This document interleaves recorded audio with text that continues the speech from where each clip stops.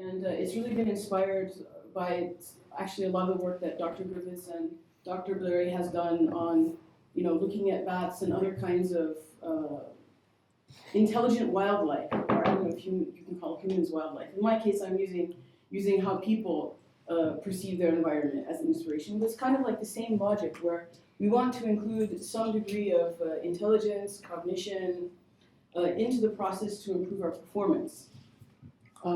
So I'd like to just kind of start out with a motivation of, take the example of how we might find someone in a crowd, right? So the first time you look at a crowd or this representation as you see in this image, you can't really make out anything very much, But suppose you were trying to, separate the boys from the girls or trying to find a specific person, as you continue to look at the image, enter dwell time as our equivalent technical concept, you will start to pick out certain features that become to you striking.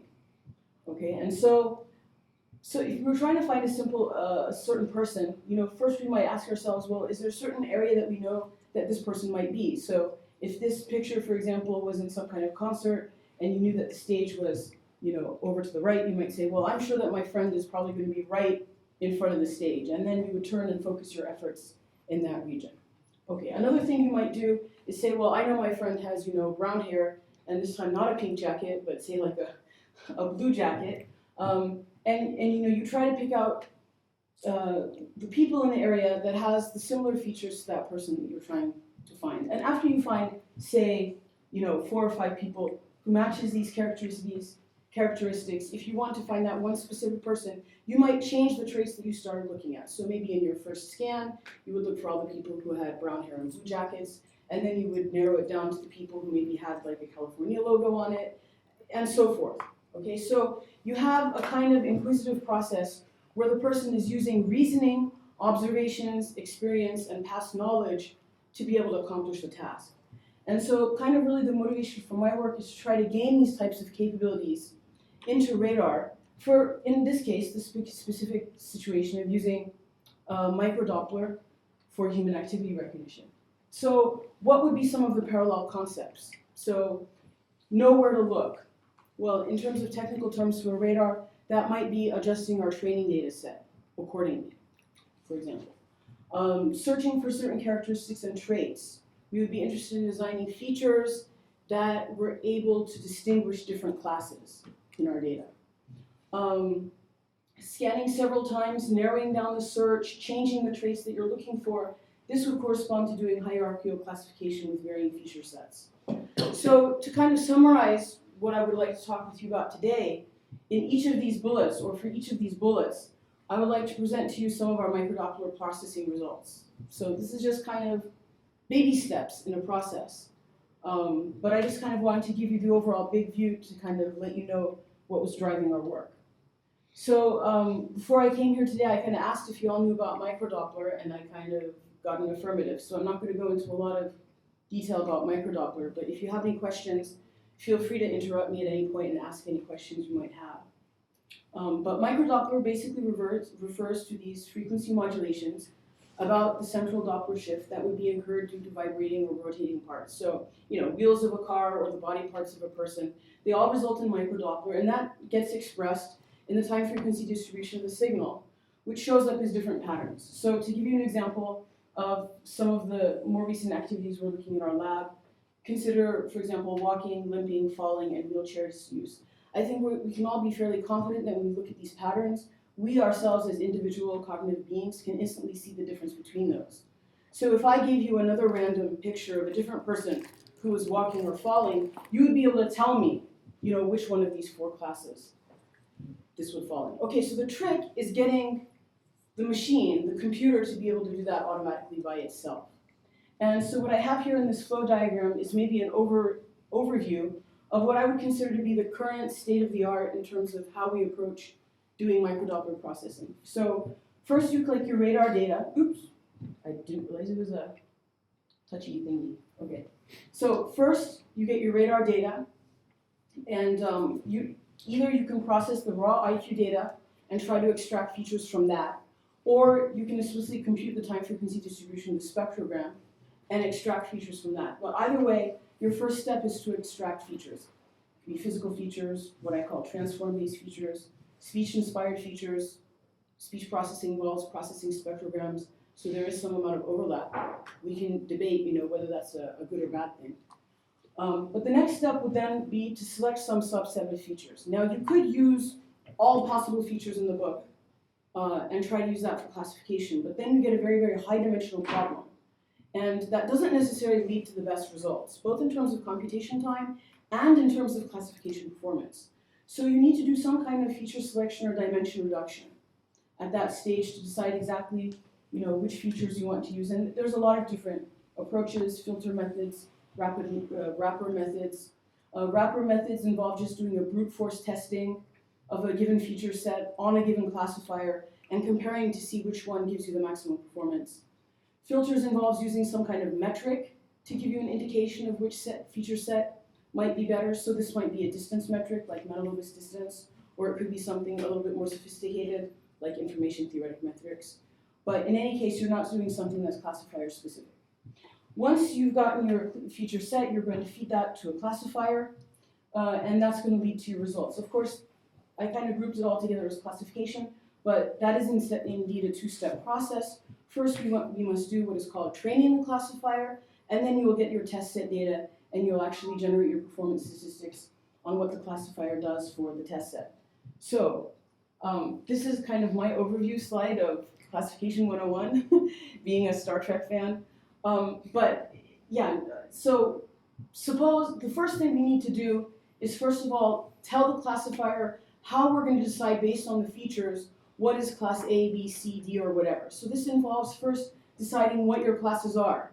So if you take these four characteristics, I've drawn the lines according to female, male, and I'll just say other. I really don't want to comment on the gender of Yoda.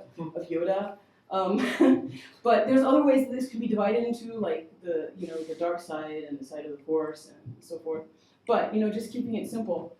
Darth Vader here is kind of interesting in this regards because would you classify him as being an other because he's more machine, or would he still be male due to his childhood self? Okay, I don't want to get into a lot of deep philosophy here, but the point is that how we define or classify some data that could be ambiguous, especially in the case of Micro-Doppler, sometimes the way more than one subject actually performs an activity can be confusing. But ultimately, when we're doing our training process, we have to decide, is it A, B, or C? And depending on how we make that decision, that will tell us, which features kind of group in what position.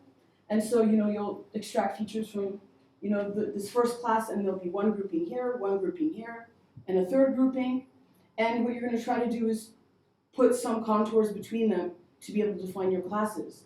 So that if you get a new set of data, like your test data set, you look at what the features are corresponding to that target and say, well, the features lies here in this feature space, and so therefore this R2D2, whatever it is, must be an other. It should not be a female or male or anything else. So this is kind of the overview of classification, but what you can see here is that the training process is actually very, very essential to the classification process. You need to have a training base that's of sufficient size to capture all the statistical variations within your data set. So each person has his or her own unique way of walking. And if you only do a training database that has one or two people in it, chances are your classifier is going to be very biased in one way. So if you get someone who's really large and walks with bounding steps, you might get confused in terms of what that activity is versus something else. So usually when we set up the training database, we try to collect as much data as possible, collect it over different aspect angles, because as you know, radar is perceptive of radial velocity, not absolute velocity. And we try to do it for many different people as possible. To give you one numerical example of how this has an impact, I recently was in a thesis jury for a student who had a training database of 5 people, and he trained his classifier 2 different ways. In the first way, he took 60% randomly selected from all 5 people's data. And in the second set, he took a training database from 3 people and tested on the 2 different people. and there was a 10% difference in classification performance, just to the way the same method, the same features, the same classifier yielded different results. Okay, so training is actually an extremely important part of the process. So how can we use some of the things we know about a given situation to improve our training process? Well, the first basic thing is maybe using the information you know about the target track or positioning to be able to better train your data. So as I said, radar is very susceptible to aspect angle because we measure radial velocity. And so there's kind of two different ways you can train the data depending on aspect angle. First is you say, I have no idea of where this person is located. So if you had a CW radar, this would be your situation. You know, you have no range information, you have no idea where the person is coming from. And so therefore in your training database, you'll probably randomly select from all parts of all different sorts of angles when you're doing your training process. But the second supposition could be, well, suppose that I have either a pulse Doppler or an FMCW radar which has a tracking capability and therefore can give me some idea or an estimate as to how this person is moving in time so that I can get an estimate of the aspect angle. Well then why include wrong degrees? Just take my training data for the data set specifically corresponding to that angle and then classify your data. So essentially what you're doing by using the locational information is you're reducing the variance of your features. So supposing I was training over all angles, then maybe the values of those features would be more spread out in space, and therefore you would get more mixture between the classes. But when you train based on one angle, the values of the features you extract are going to become more specific and localized to your problem, and so therefore you might be able to have a better discrimination of classes. What I've shown here is some simulation data for showing how the difference of knowing or not knowing the aspect angle in terms of just the training process impacts your performance. And so the top curve here shows what you would get if you actually knew where the target was located. And then the bottom curve here for the green and black, these are just different feature selection algorithms. Oops, did it again.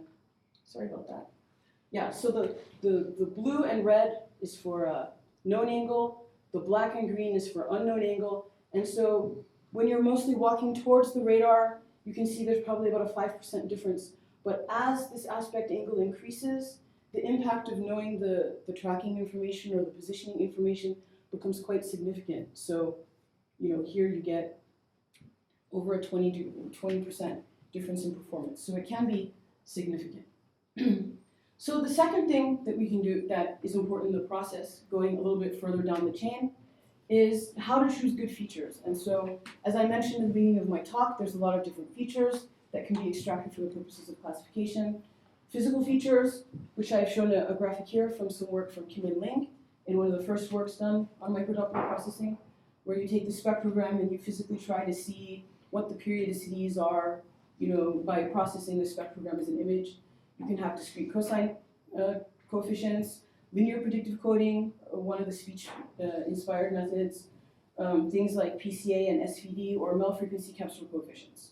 So I would like to focus a little bit more on the Mel frequency capsule coefficients because it's actually, I think, become quite popular over the last few years to use that for micro-Doppler processing. But the technique actually originates in speech processing. And the idea here, and here I just outlined how Mel frequency coefficients are computed. The idea here is to try to somehow take into account the effects of the human auditory canal. And so there's a scale defined as the Mel frequency scale, which is related to the audio perception of human beings. And basically what it does is it takes a DFT of the signal, pushes it through this Mel frequency filter bank, and then afterwards takes the logarithm and the discrete cosine transform to find what's called capsule coefficients. So this is all very well and good. The only problem is that I don't think the Mel frequency scale is very suited to micro-Doppler. And you can see the reason a little bit better in these figures. So in the top figure, I'm showing how the centers of the frequency bank vary with frequency. And the bottom figure here is probably a little bit more intuitive. So this shows you, say, for 10 different filter banks where the Mel frequency scale would line them. So the first problem is that I have no passage of negative Doppler here, which is something that is not really an issue for speech processing, but is a big problem for me because if I'm walking 180 degrees away from the radar, all of my Doppler is negative, and I just killed it all. The second problem is that the range of the frequency bands here goes from about like 0 to 1200 hertz. How do I know that my Doppler spread lies within that region? This could vary depending upon my target's transmitting signal characteristics, such as center frequency. In the case of the simulation results that I'm going to show you on these slides, my Doppler spread was actually more around like 300 hertz. So if you think of a Doppler spread of 300 hertz, basically all of the filter banks above, oops, did it again? But that was actually a good thing. No, it wasn't a good thing. Okay, so yeah, I'm not going to touch the screen. Yeah, so after 300 hertz, again, I'm just not having information going through those frequency ranges, so why bother having a filter bank in that area? The alternative, which was something we recently tried, was to just kind of predefine a different filter bank scaling. So rather than using the Mel frequency scale, we would have a hyperbolic tangent function that defines the scale, and here we have it symmetric about 0 hertz so that we can equally pass the negative and positive Doppler frequencies. It's more tightly banded in, and we've used adjustments on the A, B, and C parameters here to make it match with the frequency measurements or the frequency spread of our training database. So it goes from between negative and positive 300 hertz roughly. And if you compare the impact of these filter banks, you can see it best in what I would call the energy maps, which kind of shows what portions of the signal actually goes through which filters. And so in the case of the MFCC, all of my energy, or the only energy I'm getting pushed through, is actually going through the lowest frequency filter bank. But when I use the hyperbolic tangent function to define the frequency ranges, yes, in certain areas I'm still not getting energy passed through, but now I have, out of 10 filter banks, I have 8 of them, which is getting meaningful information through. And then taking a signal like this and afterwards computing the capsule coefficients means that you're now getting more information and more potential discriminativity in each of the capsule coefficients that you're extracting. And this gets reflected in the classification results. So there's 4 charts here. The ones on the left correspond to the Mel frequency capsule coefficients. The ones on the right correspond to the hyperbolic tangent capsule coefficients. 2-class problem, 4-class problem. In the 2-class problem, you can see that while the MFCC coefficients, these are 2 easily confused activities, creeping and crawling. So it's kind of like the military style versus the baby style, as I like to think of it. But there's easily a 10-15% difference in the classification performance for the 2-activity case. And if you go to the 4-activity case, it's even more dramatic. So in the 4-activity case, the Mel frequency coefficients can't get above 63% in any class. But here, my minimum performance is 86%, and I can get almost perfect detection of running when I'm using these coefficients. So this was kind of very heartwarming for us. And so right now we're trying to look at maybe some more explicit filter bank optimization methods. This gave good performance, but it's kind of ad hoc. As you can see, I just kind of visually defined what I thought should be a better filter bank.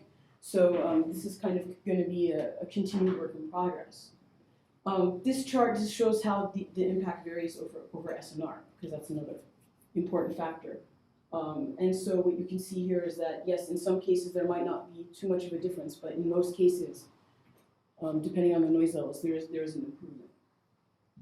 Okay, so the next and final idea that I wanted to share with you today had to do with hierarchical classification, the whole idea of scanning the room and maybe at different times looking for different sets of features, like within that performance. So here I'm trying to consider some activities that are probably more easily confused. So I have a total of 6 different classes: use of a wheelchair, falling, and what I call bipedal classes: walking, limping, and by limping I mean, we kind of just drag our left foot behind us, okay, as though we're injured in some way. Use of a walker, which is just kind of a 2-handed device that you push in front of yourself, so you're doing something like this. And then use of a cane, which is just a single-handed activity. So you kind of get the difference of leg motion versus 1-arm swing and 2-arm swing cases when you look at these activities. And here we employed a hierarchical approach to classifying. So what we did was we first had a 3-class problem, discriminating the wheelchair use with falling with any kind of on-foot activity, bipedal activity. And then we used one set of features for this. So in this case, we chose And this we kind of did in a brute force feature selection kind of way. We didn't use a metric, we just tried different combinations. So we found that using 10 DCT and 3 capsule coefficients worked best for separating the 3-class problem, but that for separating the bipedal classes from each other, which is now a 4-class problem, I take what is defined as bipedal from the first level and feed it into the second level using the linear predictive coding coefficients together with physical features and the newly defined hyperbolic capsule coefficients seem to work better. So we used a different set of feature sets, again, kind of optimized in a brute force way, to then classify the last 4 activities. And so these 3 tables summarize our results. On the top table, we have a confusion matrix for using discriminating 6 classes with multi-class SVM. And here, I think one of the most striking aspects is that here you get even a confusion between walking and falling, which is maybe 2 activities that you normally wouldn't think would be separated out or would be confused. The last 2 tables on the bottom is for the first level of the hierarchical SVM, and then the second level. So in the 3-class problem, we get very good recognition. Falling and bipedal activities have no confusion. Sometimes we get the wheelchair activity confused with the bipedal motion. But once we get the bipedal activities and put it into the next confusion matrix, here again, we get very good performance. The biggest confusion here, perhaps not unexpectedly, is confusion between like the walker and limping versus the cane, which would kind of be not unexpected. But if we took an average of the classification performance across all classes, then there's actually a 10% improvement overall. So we still have a long way to go. Okay, the goal, which is still not yet attained, is to be able to recognize what people are doing in any kind of general circumstance. And right now we're still in the stage where we're doing our tests with everybody walking on a straight line, usually no more than 30-degree angle relative to the radar. And that's, of course, a very constrained kind of class. Ideally, what we'd like to have one day, obviously, is you put your Doppler radar in the corner of a room and you start doing circles and 8s, and we should have no problems. So that's kind of the longer-term goal. But I think in order to reach that, we need to try to apply or get more inspiration from biological systems, such as people, and employ cognition in the way that we're doing these things so that the radar can compensate in the situations when we have a situation that might be kind of detrimental to be able to figure out what it's doing. And so, yeah, the ultimate emulator of a person would be to have, I think, a full-blown cognitive radar in this thing. So that, for me, kind of blends the 2 main research interests that I've had, which on the one hand has been cognition, and on the second hand has been the micro-Doppler processing. So I appreciate your listening to me, and welcome any questions or comments or suggestions, hopefully that you might have. Thank you very much.